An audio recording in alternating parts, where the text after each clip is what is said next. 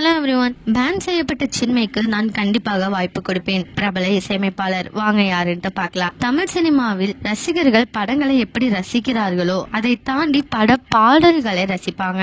இதனாலேயே பாடலை ஒரு பிட்டை மட்டும் மாஸ் நடனத்துடன் அமைத்து அதையே ப்ரொமோஷன்களுக்காக பயன்படுத்தி பாடல்களில் வெளியிடுவாங்க. அப்படி சமீபத்தில் தக்லைஃப் இசை வெளியீட்டு விழாவில் சின்மை பாடல் பாட அது செம ஹிட்டும் ஆச்சு. சின்மை பாடியதை கேட்டதும் ரசிகர்கள் இவரையே பேன் செய்து வச்சிருக்கீங்க அப்படின்னு ரசிகர்கள் கோபத்துடன் கேள்வி எழுப்பியிருக்காங்க. சின்மை பாடிய தக்லைஃப் பட பாடல் யூடியூபில் செம ட்ரெண்ட் ஆகி எல்லா இடமும் பிடித்தது.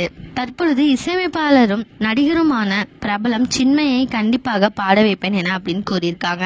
அவர் வேற யாரும் இல்லை, விஜய் ஆண்டனி தான். ஒரு பேட்டியில் அவர், நான் விரைவில் படங்களை இசையமைக்க உள்ளேன், அதில் கண்டிப்பாக சின்மையை பாட வைப்பேன் அப்படின்னு கூறியிருக்காங்க.